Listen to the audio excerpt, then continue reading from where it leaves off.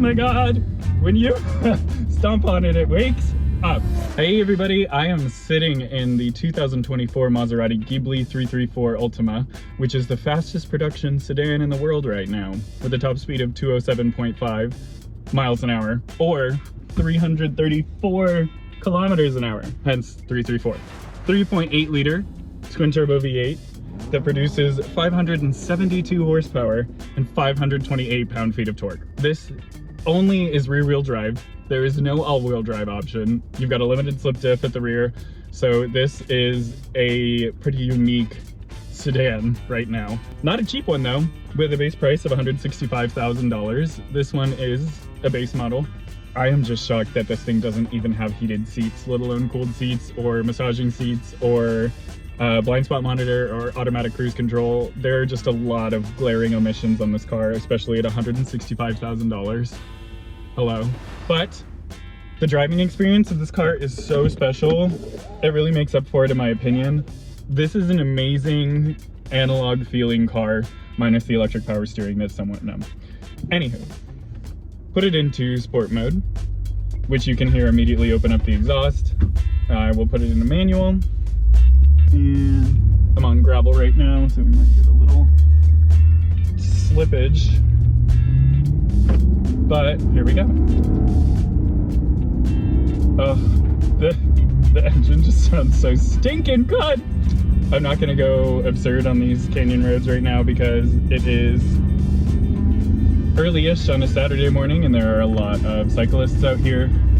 But this is just an absolute laugh to take through the turns. It's not a light car at about 4,200 pounds, but it's also not massively heavy. It's only rear-wheel drive as well, which I think helps with the dynamics. You can totally steer it with the throttle pedal. It tucks in really nicely in a corner if you release the throttle. It's on bespoke Pirelli tires with 21-inch wheels, which seems like a bit of overkill, but the ride is actually really amazing. It has electronically adjustable dampers. There's just sport mode or regular mode. But regular mode does a great job in the turns. I'm currently in regular suspension mode, and it gives you a very natural feeling as far as body lean. It's not excessive. It's not, you know, compromising. It's a reasonable amount, and it's super comfortable on regular roads too. These canyon roads are pretty smooth, so you're not gonna see me hitting a bunch of bumps, but you would see me having fun because this thing is such a laugh. Brakes are incredible, by the way. These are sport brakes by Maserati that are very sensitive at low speeds. It's really hard to come to a smooth stop. I'm telling you, it's probably like a millimeter at low speeds of like pedal travel that actually gets you to full grab on the brakes, which gets a little annoying at first, but it normalizes relatively quickly. You just have to make minuscule little movements with your foot and not anything else. Otherwise, you're going to be jolting forward, you and all your passengers. It's an incredible cruiser that, oh my God, when you stomp on it, it wakes up. Over 4,000 RPM especially, this engine is just ready to scare the business out of you.